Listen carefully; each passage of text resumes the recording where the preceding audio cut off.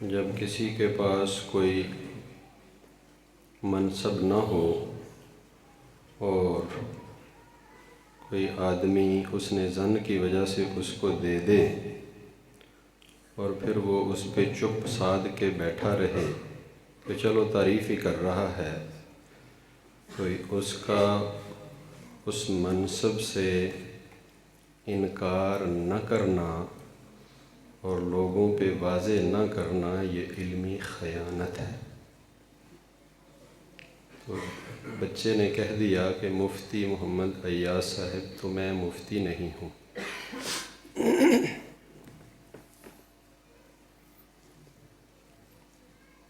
علماء کے قدموں میں درس نظامی کے کچھ اسباق پڑھے ہیں، اللہ قبول فرما لے۔ تخصص کی کلاس میں ایک دن بھی نہیں بیٹھا۔ تو میرے بھائیوں، آپ سب کافی دیر سے بیٹھے ہیں۔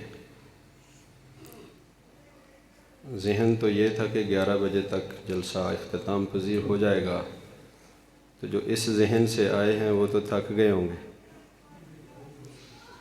بھائی، اور اگر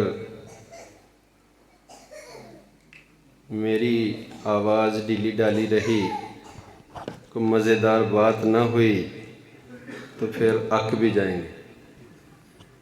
مفتی صاحب کے آنے سے پہلے اک جائیں گے، بلکہ آدھے سے زیادہ نس جائیں گے۔ ایسا نہیں کرنا۔ میں کوشش کروں گا کہ آپ کی سمع خراشی نہ کروں اور آپ حضرات کو ملال میں نہ ڈالوں، لیکن کچھ کام آپ کے کرنے کے بھی ہیں کہ آپ ذرا چست ہو کے بیٹھیں۔ ابھی گرمی اتنی زیادہ نہیں ہوئی، جو بیچ میں خلا ہے اس کو پر فرما لیں اور درود پاک پڑھ لیں۔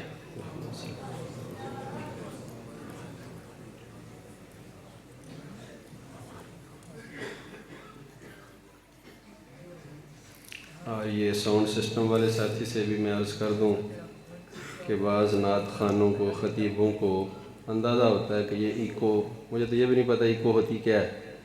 ایکو اوپر کرو نیچے کرو، میں ایسا کچھ نہیں کہوں گا۔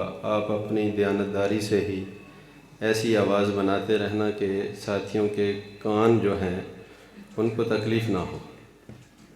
الحمدللہ الحمدللہ وحدہ والصلاة والسلام علی من لا نبی بعدہ لا نبوة بعدہ ولا رسالة بعدہ وعلى آلہ وأصحابہ الذین أوفوا عہدہ۔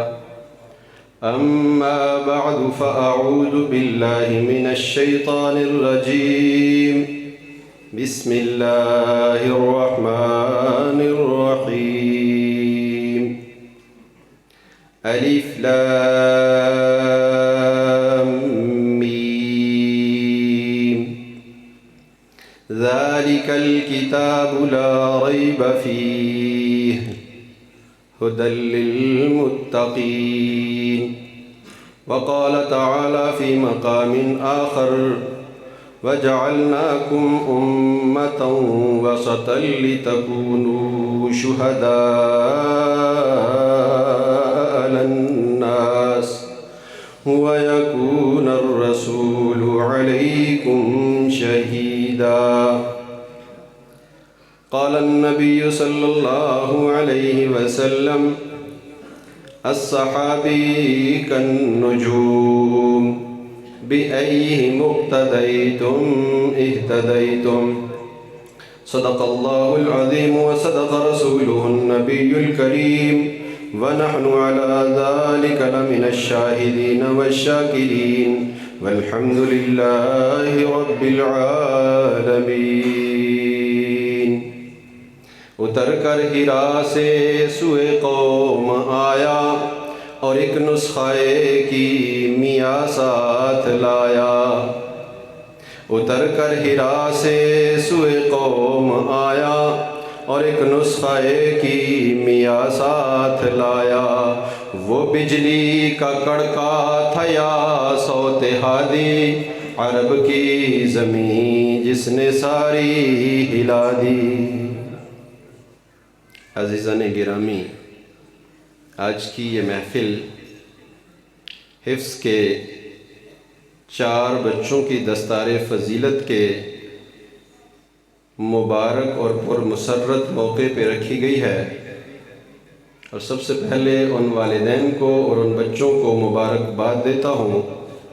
مبارکبادی کے مستحق ہیں جن والدین نے اپنے جگر گوشوں کو قرآن پاک کی تعلیم کے لیے مسجد کے اور مدرسے کے منتظمین اور اساتذہ کرام کے حوالے کیا، اور پھر وہ اساتذہ کرام مبارکبادی کے مستحق ہیں جنہوں نے اپنے شرعی ذاتی ضروریات کو قربان کر کے قرآن پاک کے اس گلشن کی آبیاری کی، اور ان بچوں کو جن کو الف پڑھنا نہیں آتا تھا ان کو الف لام میم سے شروع کروا کے والناس کی سین تک سارا کا سارا ان کے سینے میں محفوظ کر کے رکھ دیا۔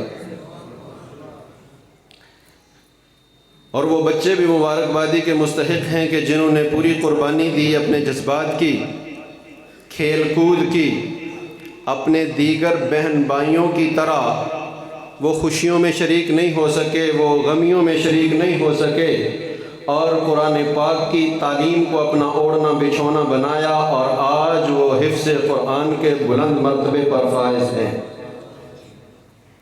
قیامت کی صبح ہوگی، رب ذوالجلال آدم سے لے کر خاتم تک تمام انبیاء کو جمع کریں گے، تمام امتیں جمع ہوں گی، اور ان سب کے سامنے پکار کے بلایا جائے گا، کہاں ہے قرآن پاک کا حفظ کرنے والا؟ اقرا، پڑھ، ورتقی، اور جنت کے درجوں پہ چڑھ، ورتل کما کنت ترتل فی الدنیا، اور ایسے ٹھہر ٹھہر کے پڑھ جیسے تو دنیا میں ٹھہر ٹھہر کر پڑھتا تھا، اور تیرا مرتبہ اور تیری بریک، تیرا آخری ٹھکانہ اس منزل پہ ہے جہاں قرآن پاک کی تیری آخری آیت ختم ہو۔ 6000 سے زیادہ قرآن مجید کے آیات ہیں، بعض اقوال کے مطابق 6666، بعض اقوال کے مطابق اس سے کچھ کم، لیکن 6000 میں سب کا اتفاق ہے۔ جتنی قرآن کی آیات ہیں اتنی جنت میں اس کی منزلیں ہیں، اور پھر یہ اکیلا نہیں جائے گا، یہ اکیلا نہیں جائے گا، 10 ٹکٹ جنت کے اس کو دے کے بھیجا جائے گا کہ اپنے گھر والوں میں سے، وہ نہیں جو پہلے جنت کے وارث ہو چکے ہیں، بلکہ وہ جو اپنے گناہوں کی وجہ سے جہنم کے حقدار ٹھہرے تھے، ان کو اپنے ساتھ جنت میں لے جاؤ۔ تو کتنا بڑا مقام ہے، خوش نصیبی ہے، خوش بختی ہے، اور یہ معمولی روحوں کو نہیں دیا جاتا۔ جیسے نبوت معمولی روحوں کے سپرد نہیں کی جاتی، صحابیت کا مقام معمولی روحوں کے سپرد نہیں کیا جاتا۔ حدیث پاک میں آتا ہے ان اللہ نظر الی قلوب العباد، اللہ نے عالم ارواح میں تمام انسانیت کے دلوں پہ نگاہ ڈالی، فاختار محمدن صلی اللہ علیہ وسلم فبعثہ برسالتہ، تو ان روحوں میں سے سب سے اعلیٰ، سب سے عمدہ، سب سے سونی، سب سے سچی روح کو منتخب کیا، اور اسے اپنی رسالت کے لیے، اپنا پیغام انسانیت تک پہنچانے کے لیے بھیجا۔ اس روح کا نام محمد تھا، سب کہہ دو صلی اللہ علیہ وآلہ وسلم۔ ثم نظر الی قلوب العباد، پھر اللہ نے دوبارہ نگاہ اٹھائی اور لوگوں کے دلوں پہ ڈالی، نبیوں کے بعد جو لوگ بچے تھے ان میں سے جو چناؤ کیا، چھانٹی کی، تو اس میں سے فاختار اصحابہ پھر اللہ تعالیٰ نے اپنے نبی کے صحابہ کا چناؤ کیا لنصرت دینی ہی، اپنے نبی کے دین کی مدد اور نصرت کرنے کے لیے۔ اسی وجہ سے صحابیت کا مقام اتنا اونچا اور بلند مقام ہے، اتنا اونچا اور بلند مقام ہے کہ کسی صحابی کو اپنے نام کے ساتھ کسی اور لقب، کسی اور منصب کے لگانے کی ضرورت ہی نہیں۔ حاجی ابو بکر کہیں کسی کتاب میں پڑھا ہو آپ نے، مولانا ابو بکر صدیق رضی اللہ عنہ کسی کتاب میں پڑھا ہو آپ نے، قاری ابو بکر کسی نے پڑھا ہو، اسی طرح سارے صحابہ، مفتی ابو بکر کسی نے پڑھا ہو، شیخ الحدیث عمر فاروق کسی نے پڑھا ہو، صوفی بلال حبشی کسی نے پڑھا ہو، یہ جتنے بھی القاب ہیں عزت کے، مرتبے کے، علم کے، عمل کے، زہد کے، یہ تمام القاب نیچے ہیں اور صحابیت کا رتبہ ان سب سے اونچا ہے۔ اس لیے کسی شخص، کسی ہستی کے نام کے ساتھ صحابی کا لفظ آ جاتا ہے تو یہ سارے رتبے ان کے پاس موجود ہیں اور بدرجہ اتم موجود ہے۔ صاحب النبی، یہ نبی کا ساتھی رہا ہے، اس دور کی پہچان یہ تھی۔ یہ کون ہے؟ حضور صلی اللہ علیہ وسلم کے بعد جب اولین صحابہ کرام کی ایک کھیپ اس دنیا سے تشریف لے گئی تو بعد میں لوگوں میں ان کو وہ اعزاز اور اکرام سے نوازا جاتا تھا۔ کیا کہا جاتا تھا؟ کہ یہ نبی کے ساتھی لوگ ہیں۔ کسی نے پوچھا کہ عمر بن عبد العزیز رحمۃ اللہ علیہ کی شان زیادہ ہے یا سیدنا امیر معاویہ رضی اللہ عنہ کی شان زیادہ ہے؟ تو بتانے والے اللہ والے نے کہا کہ تو ایک بعد کے آنے والے کو امیر معاویہ کے ساتھ جو نبی کا صحابی ہے اس کے ساتھ ملاتا ہے۔ میں تو یہ کہتا ہوں کہ جب سفر میں سیدنا امیر معاویہ رضی اللہ عنہ حضور کے ساتھ تھے، اس سفر اور صحبت کے سفر میں امیر معاویہ رضی اللہ عنہ کے گھوڑے کے نتھنوں میں جو گرد و غبار داخل ہوا، عمر بن عبد العزیز تو اس کا مقابلہ نہیں کر سکتا، تم امیر معاویہ کا مقابلہ کرواتے ہو۔ نبی کا صحابی اور معمولی صحابی نہیں۔ امیر معاویہ کون ہے؟ نبی صلی اللہ علیہ وسلم سے ان کی کیا رشتہ داری ہے؟ آپ صلی اللہ علیہ وسلم کی ایک زوجہ محترمہ ہیں ام المومنین سیدہ ام حبیبہ رضی اللہ عنہا۔ آپ لوگوں نے نام سن رکھا ہوگا۔ یہ ام حبیبہ ان کا نام نہیں، ان کا نام رملہ ہے۔ کیا؟ رملہ۔ رملہ کا معنی عاجزی کرنے والی۔ ام حبیبہ رضی اللہ عنہا یہ سیدنا امیر معاویہ رضی اللہ عنہ کی سگی بہن ہے، حضور صلی اللہ علیہ وسلم کے برادر نسبتی ہیں، اور ان کے والد ہیں، ان کا نام ہے ابو سفیان بن حرب، یہ سن 8 ہجری میں مسلمان ہوئے ہیں۔ فتح مکہ کے موقع پر ابو سفیان بن حارث اور ابو سفیان بن حرب یہ دونوں حضور کے پاس جانے کے لیے تیار تھے، جا رہے تھے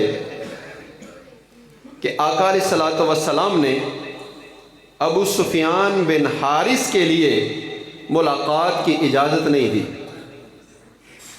آپ کو غصہ تھا، اور غزوہ بدر سے لے کر فتح مکہ تک یہ مخالفت میں لگا رہا، اور یہ ہاشمی تھا۔ اور سیدہ ام سلمہ ام المومنین رضی اللہ عنہا نے سفارش کی، یا رسول اللہ صلی اللہ علیہ وسلم شفقت فرمائیے، ملاقات کا وقت دیجئے۔ تو ابو سفیان بن حارث آئے اور آ کے آپ کے ہاتھوں میں ہاتھ دیا، رضی اللہ عنہ بن گئے۔ وہیں ابو سفیان بن حرب نے بھی آ کے آپ کے ہاتھوں میں ہاتھ دیا اور رضی اللہ عنہ بن گئے۔ اب ایک وہ جو امیر معاویہ کا دشمن ہے، وہ ابو سفیان بن حرب جو امیر معاویہ کے والد ہیں، ان کی کفر کی حالت کی اسلام دشمنی اور نبی صلی اللہ علیہ وسلم کی دشمنی کو جو ہے وہ بنیاد بنا کر ابو سفیان بن حرب پہ طعن کرتا ہے، تنقید کرتا ہے، تو اسے یہ بھی تو سوچنا چاہیے کہ ابو سفیان بن حارث جو ہاشمی ہیں وہ بھی تو اسلام سے پہلے وہی کچھ تھے، اور آقا کا فرمان ہے الاسلام تہدم ما کان قبلہ، اسلام ان تمام گناہوں کو مٹا دیتا ہے جو اسلام قبول کرنے سے پہلے کیے تھے۔ تو ابو سفیان بن حارث ہاشمی، اگر ان کا اعزاز اور اکرام کرتے ہو تو پھر ابو سفیان بن حرب وہ بھی رضی اللہ عنہ ہیں، ان کے خلاف زبان دراز کرنے سے ڈرو، کل قیامت کی صبح مقدمہ ان کا ہوگا اور پیارے نبی صلی اللہ علیہ وسلم اپنے صحابہ کے وکیل ہوں گے، پھر وہاں بھاگنے کی جگہ نہیں بچے گی۔ اور اسی عنوان پہ ایک بات اور، یہ رجب کا مہینہ گزرا ابھی 2-3 دن ہوئے، 22 رجب کو ایک ختم دلایا جاتا ہے، کنڈے کا ختم، اور اس کا عنوان بڑا پیارا رکھا جاتا ہے، وہ کیا؟ امام جعفر صادق رحمت اللہ علیہ کے کنڈے، یہ عنوان ہے۔ تاریخ کی ساری کتابیں چھان لو، امام جعفر صادق رحمت اللہ علیہ کی نہ تاریخ ولادت 22 رجب ہے، نہ تاریخ وفات 22 رجب ہے۔ ہاں البتہ سیدنا امیر معاویہ رضی اللہ عنہ کی تاریخ وفات 22 رجب ہے، جس کی خوشی میں پہلے یہ لفظ میں ممبر پہ نہیں کہا کرتا تھا، لیکن جب سے ہمیں یقین ہوا اور دلائل ملے، ثبوت ملے، تو ممبر پہ ہم کہنے لگ گئے کہ حضرت امیر معاویہ رضی اللہ عنہ کی وفات کی خوشی میں یہ کنڈے کا ختم ہوتا ہے، اور اس کی دلیل اور اس کا ثبوت آپ کے محلے سے دوں گا۔ پچھلے چند سال پہلے آپ نے یہی جلسہ رکھا تھا اور یہ باہر اسٹیج تھا، اور مولانا کیا نام تھا ان کا، شاکر صاحب لاہور سے، علیم الدین شاکر صاحب دامت برکاتہم العالی، ان کو بلایا گیا تھا۔ اس رات آپ لوگ یہاں جلسہ سن رہے تھے، اور حاجی عبدالرزاق صاحب اور یہ فقیر اور مولانا سرور سلہریہ صاحب اور دیگر کچھ نوجوان ساتھی اور علماء، وہ اس وقت تھانے میں ایس ایچ او ریاض باجوہ اور ڈی ایس پی ریاض الحق کے سامنے سیسا پلائی دیوار بنے ہوئے تھے۔ معاملہ کیا ہوا تھا؟ 22 رجب کو آپ کے اس محلے کے ایک میراثی نما نعیم المعروف نما نے فیس بک پہ سیدنا امیر معاویہ رضی اللہ عنہ کی شان میں گستاخی کی اور اس کو جو ہے وہ شیئر کیا مختلف گروپوں میں۔ اس میں یہ الفاظ واضح ہم نے اپنی آنکھوں سے دیکھے، وہ میں بولنے کی سکت نہیں رکھتا، مفہوم اس کا یہ ہے جو میں نے بیان کیا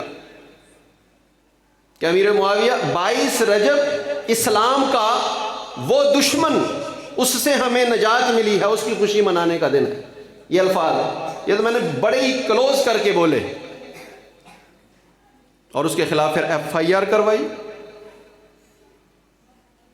اور جو ان کی طرف سے بڑے چودھری بن کے آئے تھے ان کو وہاں ناک کی لکیریں نکلوائی تھی۔ ان کا تم کہتے ہو کہ یہ شرمسار ہو، اس کی آنکھوں کو دیکھو، یہ تو یوں کھڑا ہے جس طرح اس نے کو بڑا کارنامہ کیا ہے، اور یہ اجمل شاہ جو ان کی طرف سے مسلح بن کے آیا ہے، اس سے پوچھو، تم تو کہہ رہے ہو نا کہ یہ سلاجو ہیں، میں نے کہا اگر انکوائری صحیح کریں تو 27 آدمی اس کے پیچھے اور ملیں گے۔ پھر اس نے کہا مولانا ایاز صاحب، میں نے یہ لفظ بولے، میں نے کہا 12 امام کے خلاف اگر کوئی بات یہاں کسی دیوار پہ لکھ دو، پھر دیکھو ظفروال میں ہوتا کیا ہے۔ کہتا ہے مولانا ایاز صاحب 12 امام آپ کے بھی ہیں، صرف ہمارے نہیں۔ میں کہا ہاں الحمدللہ 12 میں سے 11 ہمارے ہیں، 12واں تمہیں بھی نظر نہیں آیا، ہمیں بھی نظر نہیں آیا۔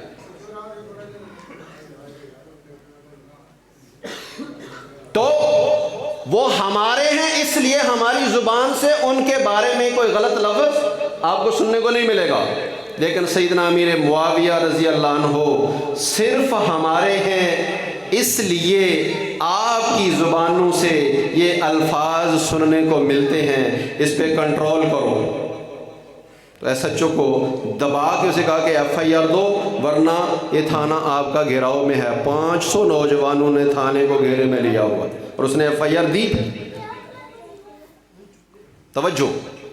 تو میرے عزیزو، یہ واقعہ بیان کرنے کا مقصد یہ تھا کہ جو الفاظ میں کہہ رہا ہوں یہ صرف شک کے اوپر مبنی الفاظ نہیں ہیں، حقیقت ہے۔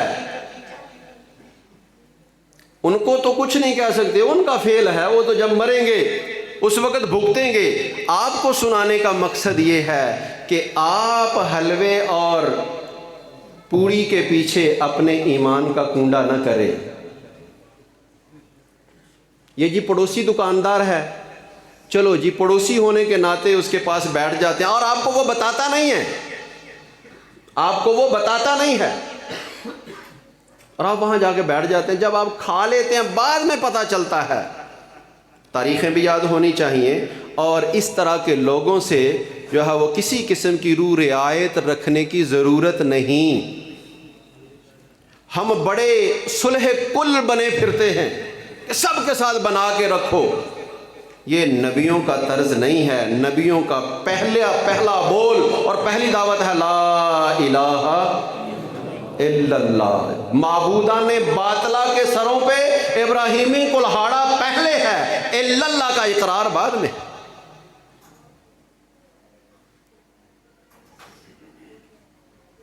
دمتھل میں میں حکیم سعید صاحب کے پاس کھڑا تھا اور ایک آدمی مٹھائی بانٹ رہا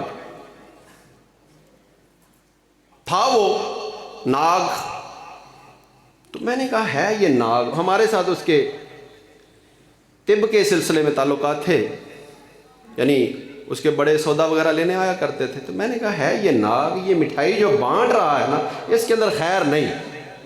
میں نے پوچھا کہ یہ کس خوشی میں بانٹ رہا؟ کہتا جی خوشی تو خوشی ہوتی ہے، آپ کھا لیں۔ میں نے نہیں لیا، شک کی وجہ سے کہ کوئی گڑبڑ ہے۔ اگلے دن مجھے پتا چلا کہ ملک اسحاق صاحب کو شہید کیا گیا ہے، اس کی خوشی میں وہ ظالم مٹھائی بانٹ رہا تھا۔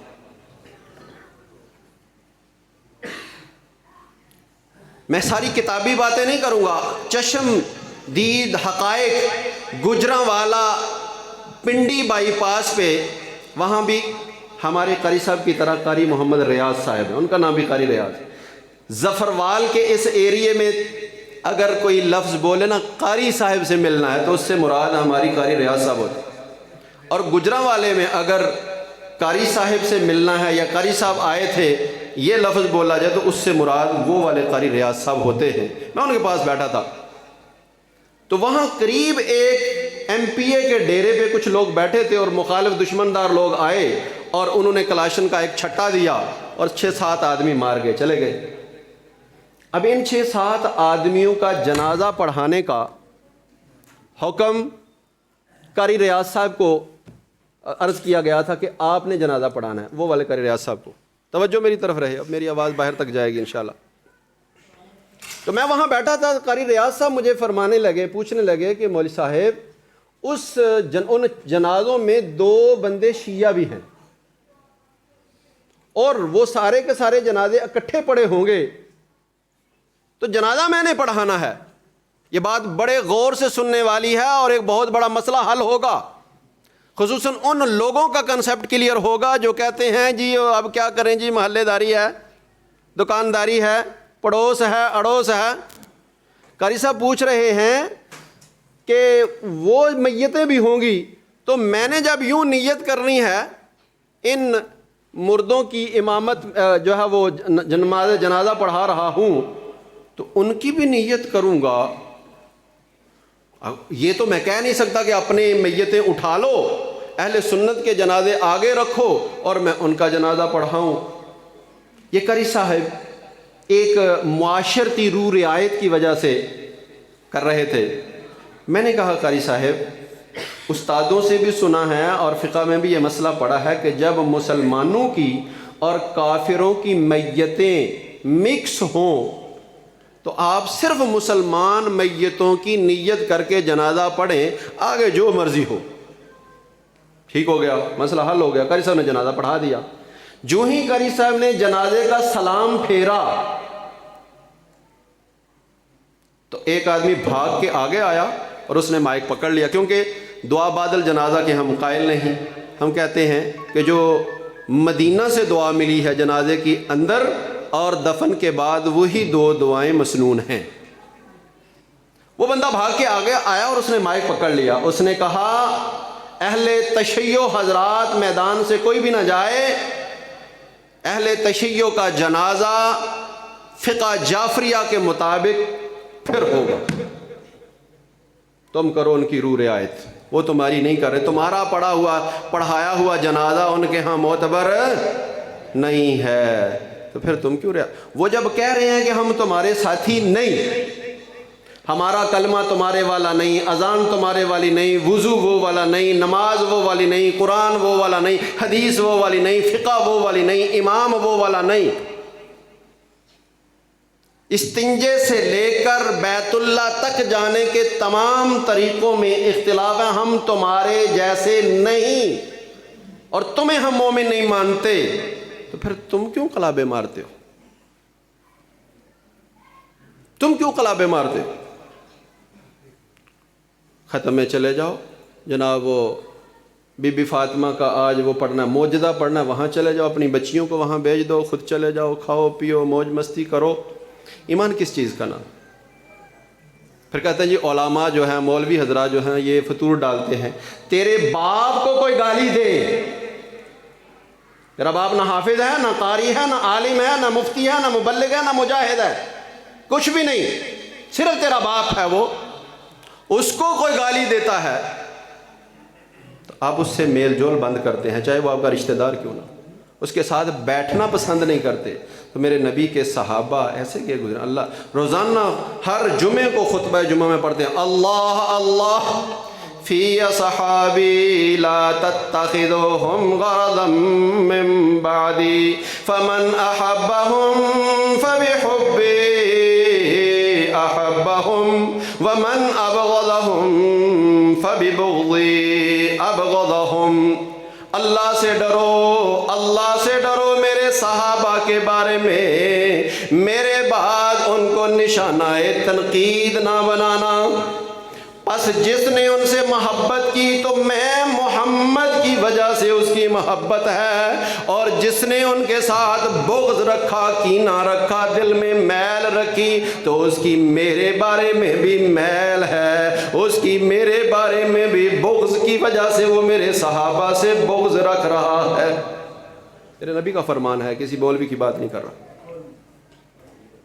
تو صحابہ مولانا عبدالحق صاحب رحمۃ اللہ علیہ کے پاس ایک دفعہ ہم بیٹھے تھے یہاں جامع مسجد میں، فرمانے لگے ہم تک دین پہنچنے کے بڑے بڑے دو واسطے ہیں، ایک واسطہ جبریل امین ہے کہ اللہ سے لے کر حضور تک پہنچایا، اور دوسرا واسطہ نبی صلی اللہ علیہ وسلم کے صحابہ ہیں کہ جنہوں نے حضور سے لے کر ہم تک پہنچایا۔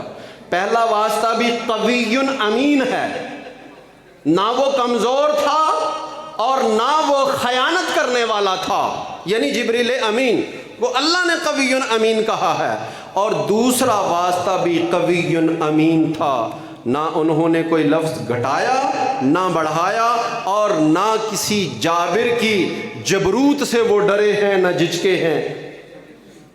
اللہ تبارک و تعالیٰ نے ہمیں وہ عظیم لوگ عطا فرمائے۔ حدیث پاک میں آتا ہے آقا علیہ السلام نے فرمایا وہ امت کیسے ہلاک ہو سکتی ہے جس کے شروع میں میں خود ہوں اور جس کے آخر میں عیسیٰ ابن مریم و امام مہدی علیہ السلام۔ آپ نے فرمایا میری امت کی مثال بارش کی طرح ہے کہ معلوم نہیں کہ اس کا ابتدا زیادہ خیر والا ہے، درمیان خیر والا ہے، یا انتہا خیر والا۔ بارش ہو رہی ہے تو بارش کا شروع وہ بھی خیر والا، درمیان وہ بھی خیر والا، آخر وہ بھی خیر والا۔ اور ہمارے بابا جی تو چلے گئے، مسئلہ ختم نبوت یہاں حل کرنے لگا تھا، چلو ختم نبوت کا مسئلہ بھی یہاں حل ہوتا ہے۔ آقا نے فرمایا جس امت کے ابتدا میں میں خود ہوں اور اس کے انتہا میں سیدنا عیسیٰ ہیں، اگر کوئی اور ہوتا تو حضور اس کا بھی نام لیتے۔ کوئی ایک آنکھ والا ہوتا، کوئی ربوے والا ہوتا، کوئی قادیان والا ہوتا، اس کا بھی حضور نام لیتے، لیکن حضور نے نام نہیں لیا۔ ہاں ان کے بارے میں یہ نام ضرور لیا کہ میرے بعد 30 جھوٹے آئیں گے، ان میں سے ہر ایک یہ دعویٰ کرے گا کہ میں نبی ہوں، لیکن وہ جھوٹے ہوں گے، کذاب۔ ہاں جھوٹوں میں ان کا نام ضرور لیا۔ تو ہم جس نبی کے ماننے والے ہیں، اس نبی کے اگر صرف جسم کا تذکرہ شروع کر دیں تو وہ ختم نہ ہو۔ صرف جسم کا ظاہری، آپ کے اوصاف جمیلہ اور حمیدہ، آپ کی چال، آپ کی ڈھال، آپ کا کھانا، آپ کا پینا، آپ کا اٹھنا، آپ کا بیٹھنا، ہر چیز با کمال تھی۔ یار وہ تو وہ تھے۔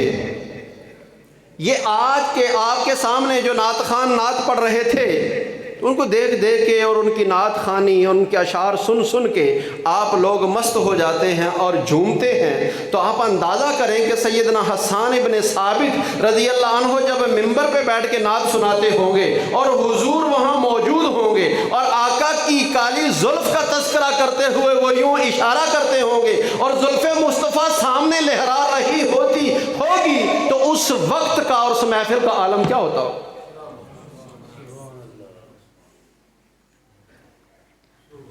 پاکیزہ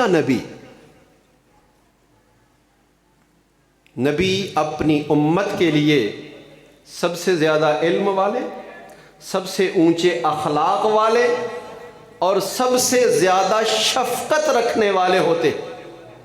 انبیاء صرف نماز روزہ دینی احکام سکھانے نہیں آتے، انبیاء کرام اپنی امت کی مکمل نجات کا راستہ دکھانے کے لیے آتے۔ ان کے دینی امور، ان کے دنیاوی امور، ان کے سیاسی امور، ان میں انبیاء علیہم التسلیمات ان کو ہدایت کی راہ دیتے ہیں اور ان کی رہنمائی کرتے۔ آقا علیہ الصلوۃ والسلام جب تشریف لائے تو مغلوبیت کا دور تھا، لیکن جب تشریف لے گئے تو اس وقت غلبے کا دور تھا۔ صحابہ فرماتے ہیں جس دن فتح مکہ ہوا، اس دن وہ لوگ جنہوں نے ہمیں رات کی تاریکی میں مکہ سے نکلنے سے مجبور کیا تھا اور مدینہ کی طرف ہجرت کرنے پہ مجبور کیا تھا، وہ خود لومڑی کی طرح غاروں میں کھوہوں میں چھپ رہے تھے اور ان کو بھاگنے کی جگہ نہیں مل رہی تھی۔ اور ان سب کو جب حضور نے اپنے سامنے کھڑا کیا تو آپ نے فرمایا بتاؤ تمہارے ساتھ کیا سلوک کروں۔ آپ کا زمانہ نبوت 23 سال ہے، 23 سالوں میں 21 سال فتح مکہ تک ہو چکے تھے، 21 سال ستانے والے اور اس میں کئی جنگیں برپا کرنے والے اور آقا علیہ الصلوۃ والسلام کو ذاتی طور پہ نقصان پہنچانے والے، آپ کے بے شمار صحابہ کو شہید کرنے والے اس وقت ہاتھ میں جکڑے ہوئے کھڑے ہیں۔ آپ پوچھ رہے ہیں بتاؤ تمہارے ساتھ کیا سلوک کروں؟ تو انہوں نے کیا جواب دیا؟ ڈرے ہیں، جھجک رہے ہیں، کانپ رہے ہیں۔ جواب کیا دے رہے ہیں؟ انتا کریم ابن الکریم ابن الکریمی، اے نبی جی آپ بھی کریم، آپ کے والد بھی کریم، آپ کے دادا بھی کریم، آپ کے پردادا بھی کریم، یہ تو کریم لوگوں کی لڑی ہے، آپ کرم والے ہیں اور کرم والے سے کرم کی توقع کی جا سکتی۔ تو میرے نبی نے اس وقت پھر کیا فرمایا؟ فرمایا لا تثریب علیکم اليوم، آج تمہارے سے مجھے کوئی شکایت نہیں۔ یہ جملہ سیدنا یوسف علیہ السلام نے بولا تھا جب ان کے بھائی ان کے پاس آئے۔ یہ وہ بھائی تھے جنہوں نے مار کے کنویں میں پھینکا، پھر کنویں سے زندہ بچ گئے، پھر 13 انیوں 13 روپوں کے عوض، اتنی قلیل رقم کے عوض میں بیچ بھی دیا۔ وہ بھائی آج پاس آئے ہیں اور مجبور ہو کے آئے ہیں۔ تو سیدنا یوسف علیہ السلام بدلہ لے سکتے تھے، بدلہ نہیں لیا، بلکہ کیا فرمایا؟ لا تثریب علیکم اليوم، ہو تو تم میرے بھائی ہی، آج مجھے تم سے کوئی گلہ نہیں۔ تو آقا علیہ الصلوۃ والسلام نے 21 سال ستانے والوں کو یہ لفظ بولے لا تثریب علیکم الیوم، تو 21 سال کی تبلیغ سے ان کے پتھر دلوں میں سوراخ نہ ہو سکا، میرے نبی کی اس عفو و درگزر کی معافی سے ان کے دلوں میں سوراخ ہو گیا، اور ہندا نے نعرہ لگایا مرحبا یا رسول اللہ۔ آج سے پہلے آپ کی جھونپڑی، آپ کی ذات میرے لیے سب سے زیادہ قابل نفرت تھی، اور آج کے بعد آپ کی جھونپڑی اور آپ کی ذات میرے لیے سب سے زیادہ قابل محبت ہے۔ یہ وہ لوگ تھے۔ اور پھر کافروں نے بڑے بڑے جتھے سامنے کیے، یہ نہیں ڈرے، نہیں جھجکے۔ عامر ابن ربیع رضی اللہ عنہ جب کسریٰ کے دربار میں گئے ہیں تو انہوں نے کہا تم ہو کتنے، ہم مار مار کے اس جگہ کو تمہارا قبرستان بنا دیں گے۔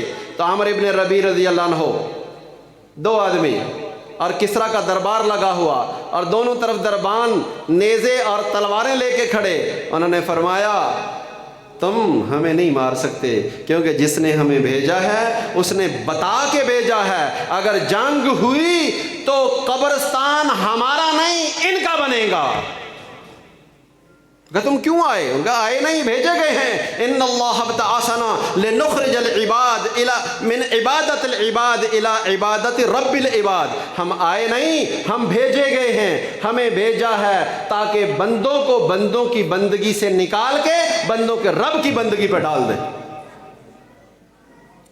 تو اس نے کہا ان کو ذرا سائڈ پہ کرو، مشورہ کریں۔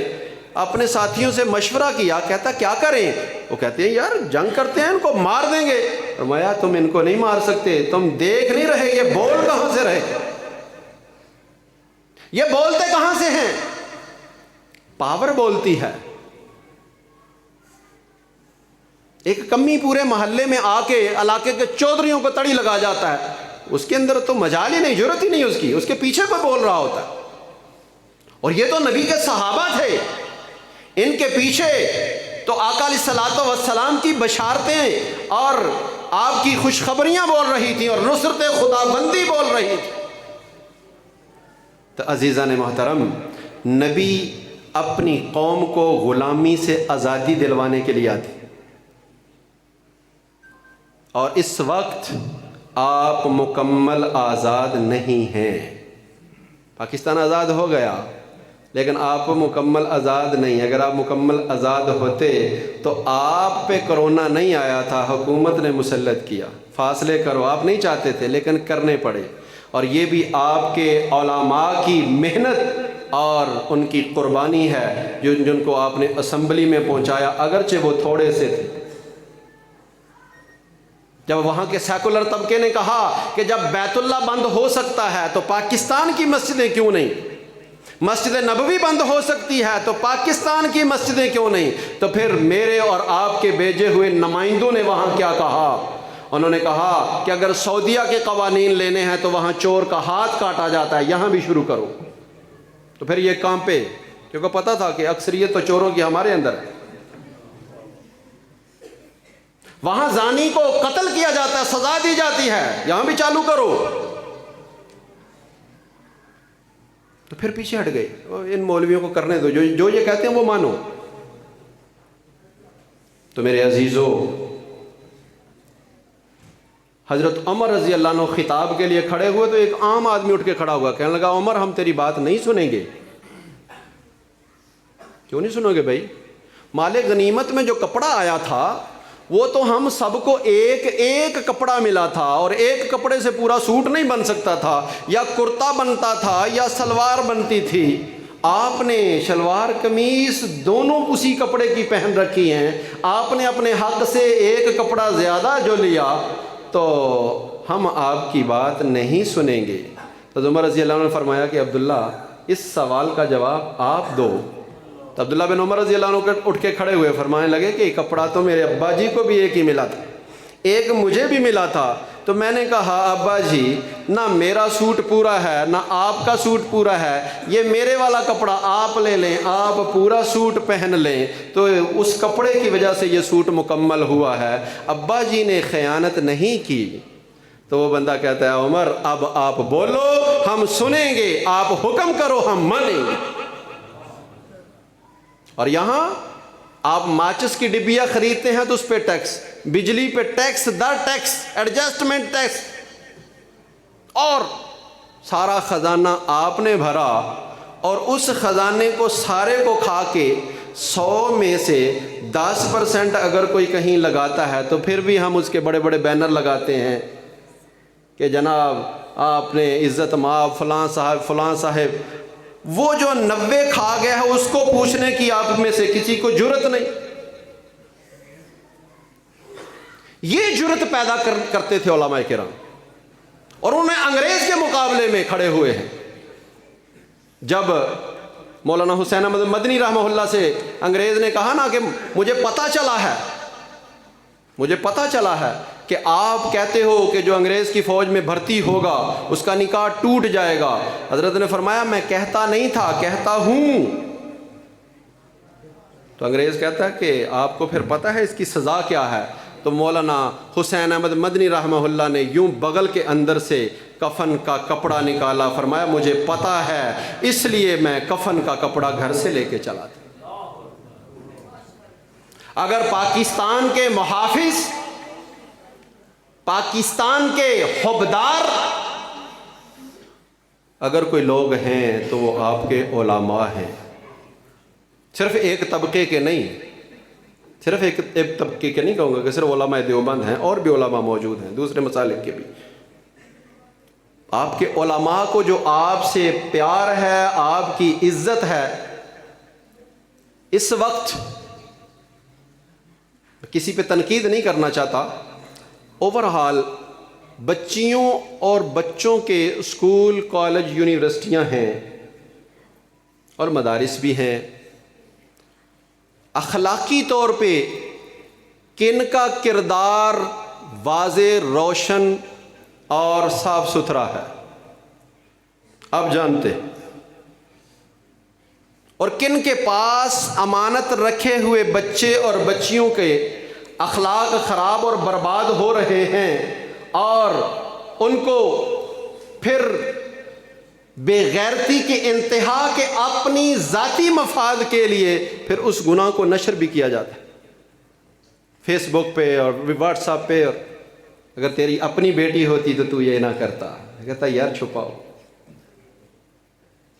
اور آپ کی بیٹیاں، بہویں علماء کے پاس بھی ہیں، ان کے ناخن دیکھنا بھی گناہ سمجھتے ہیں۔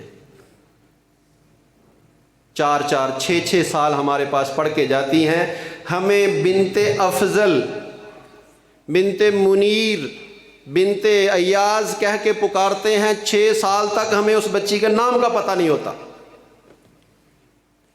اس کے والد کے نام کے ساتھ اس کو پکار رہے ہوتے ہیں، یا چند ایک وہ بچیاں جن کا ہمارے گھر والیوں کے ساتھ کوئی تعلق ہوتا تو کسی محفل میں اس کا نام زیر بحث آ جائے تو پتہ چلتا، ورنہ اکثر بچیوں کا نام نہیں پتہ۔ ایک بچی شادی کے بعد اپنے بچے کو دم کروانے میرے پاس آئی 8 سال کے بعد، اس نے اپنا نام سے مجھے تعارف کرایا تو مجھے نہیں پتہ چلا، اس نے اپنے باپ کا نام بنت فلاں کر کے کہا، میں کہا اچھا۔ تو میرے دوستو، جس کو نبی کی سنت کا حیا نہیں ہے وہ آپ کی بیٹی کا کیا حیا کرے گا؟ آپ کے مال کا وہ کیا حیا کرے گا؟ آپ کے جس کو اپنے دین کی فکر نہیں وہ آپ کے دین کا کیا حیا کرے گا؟ مسجدوں پہ یہ جو رنگ روڈ اور دوسرے روڈ بنانے کی آڑ میں مسجدیں شہید کی جاتی ہیں، یہ اتفاقی نہیں ہوتی، یہ اتفاقی نہیں ہوتی۔ گرجا بیچ میں آ جائے تو اسے نہیں گرایا جاتا، پھر مسجد کو گرانا ایسے ہے جیسے کار ثواب ہے۔ لبرل، سیکولر، یہ سب دین کے دشمن ہیں میرے دوستو۔ اور ہم مسجد میں مسلمان ہوتے ہیں، جب ووٹ کی پرچی کی باری آتی ہے، قاری محمد ریاض صاحب جیسا استاد العلماء، عام آدمی نہیں، استاد العلماء، جتنے علماء یہاں موجود ہیں ظفروال کی سرزمین پہ اکثروں کے استاد ہیں، ان کو کھڑا کر دیں تو صندوقڑی الحمدللہ خالی نکلے گی۔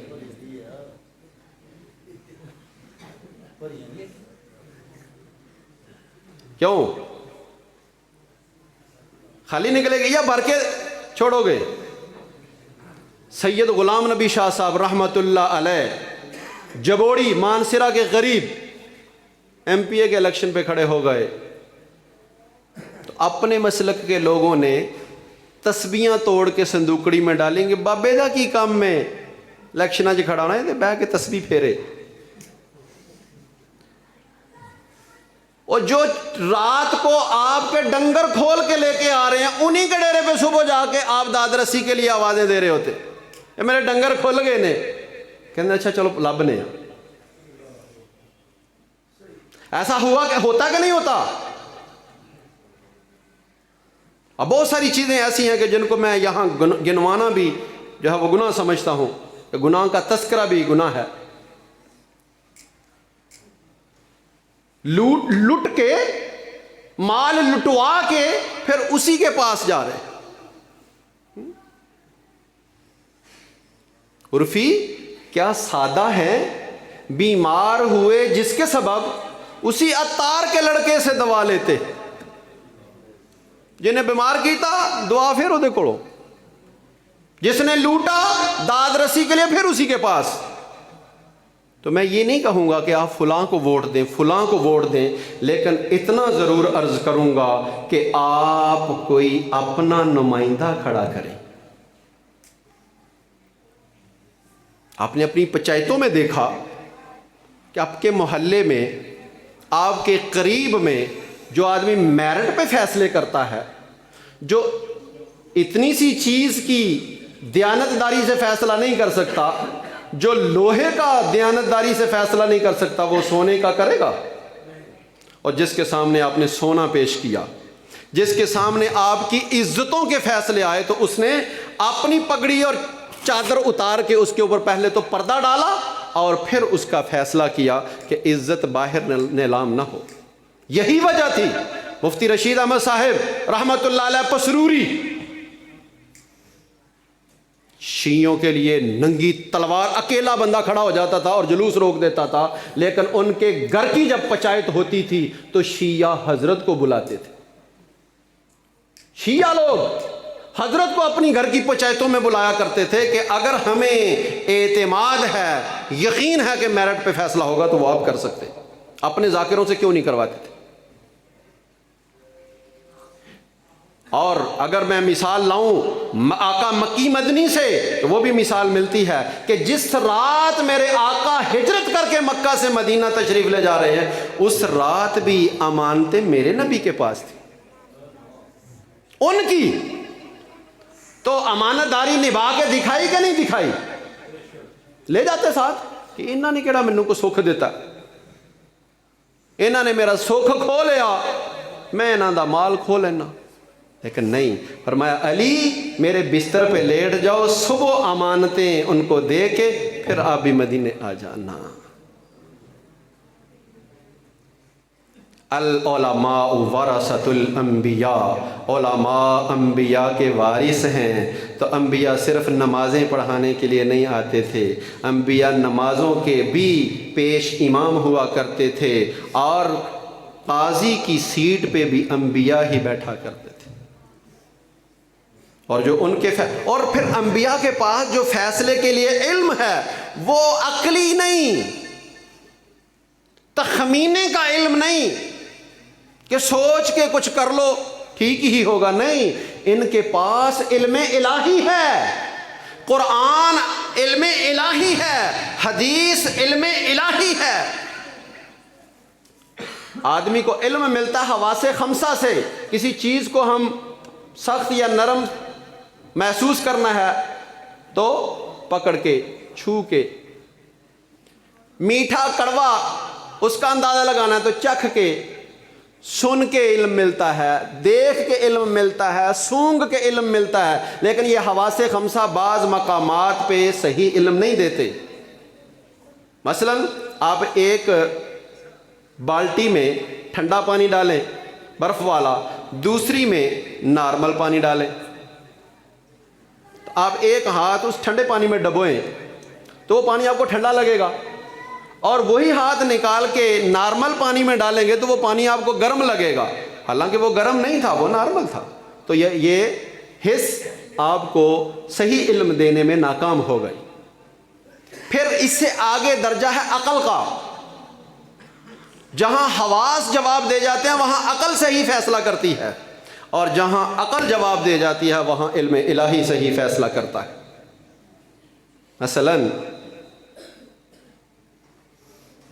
یہ کھٹا ہے، یہ میٹھا ہے، یہ تو زبان بتا دے گی، لیکن یہ حلال ہے یا حرام ہے یہ زبان بھی نہیں بتائے گی، عقل بھی نہیں بتائے گی. یہ کون بتائے گا؟ یہ شریعت بتائے گی، علم الہی بتائے گا. تو ان کے پاس علم الہی کا نور ہے، تو ان کو اپنے پنچایتوں میں نکاح پڑھانے کے لیے تو قاری صاحب، مولوی صاحب، اور اگر گھر میں کوئی پنچایتی معاملہ ہو تو پھر اس کو بلانا ہے کہ جس کو خود بھی گالیاں دیتے، بڑا فلانا تمکانا سی. نہیں میرے بلاتے کیوں ہیں؟ کیونکہ اس کا دبکہ بہت زیادہ ہے. دبکے سے بات نہیں بنتی، بات تو علم سے بنتی ہے، بات تو ہمدردی سے بنتی ہے. تو میرے عزیز